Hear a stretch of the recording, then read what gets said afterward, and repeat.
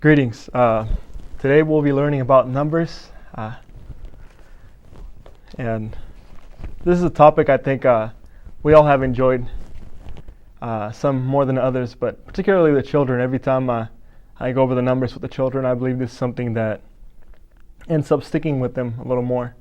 It's something that we can reference to just by using our hands, and it's something really, really simple, and I think it's something we all use within our lifetime, and we can start perhaps adjusting it to, instead of saying the hour when we read it from our phones or from our watches in regular English language, we can say the hour in our normal UAII language, and that can be something implemented around the house. So it's just a small thing or two, that can go a long ways. So the first number 1, that in a sense has a couple of ways of saying it. We say a couple because some of you might be familiar with the word senu. Others might be familiar with the word wepulai. Traditionally, they both describe the quantity of one, or a single quantity. But one that is used more contemporarily when counting the numbers will be wepulai, or having only one, or a single fraction. The next number we emphasize is woi, or 2. Woi. Remember, this W sounds almost like a G. Woi. Woi. Next number we go to is 3, or bahi. Bahi. The next number we go on to is 4, and that is Nike. And I always get a laughter from the people I share that number with. The brand Nike is really familiar out there, so that's the first thing that everyone points out. Oh, just like the brand. And they go like this, and I always thought that was interesting. Might just throw it out there. Nike 4. The next number has, in a way, a reference that is kind of interesting. 5. And when we think of 5, when we say in everyday life, give me 5, we handshake someone. I mean, hopefully we have all 5 fingers. But, the references to the 5 fingers within the hand. Mamni. Mamni. And the interesting part about mamni, or 5, is the fact that it also a reference to the palm of the hand, or mam. Mam. Mamni. Right? Mamni 5, mam, the palm of the hand.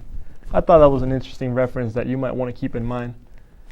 Palm of a hand and the interconnection it has with the number 5.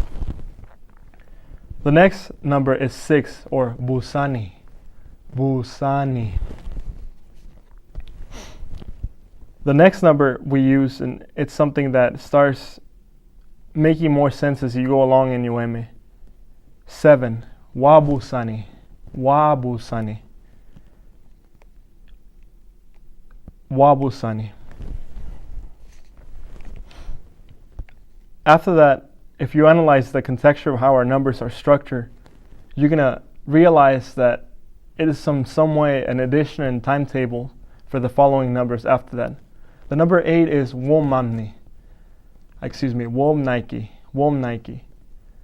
Womamni is 10. Womnike is a reference to 8. But if you pay attention to the context, woi Nike, we're talking about 2 and 4 together. Woi, 2, Nike, 4. Woi Nike. It's in some way doing math by itself, right?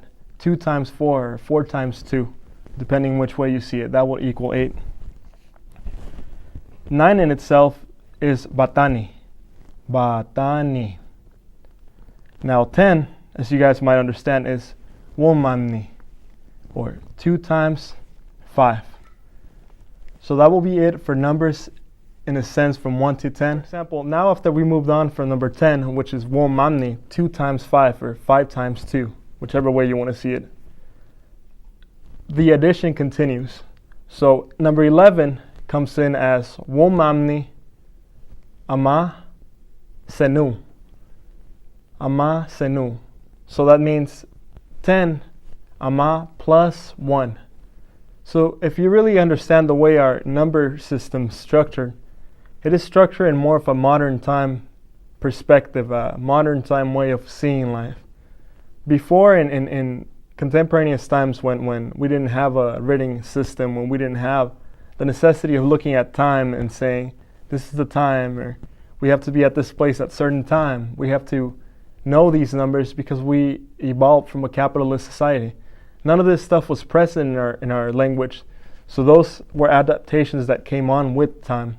So just throwing it out there so you know that the number system is not something that's necessarily as relevant in terms of knowing, your numbers 1 through 1,000.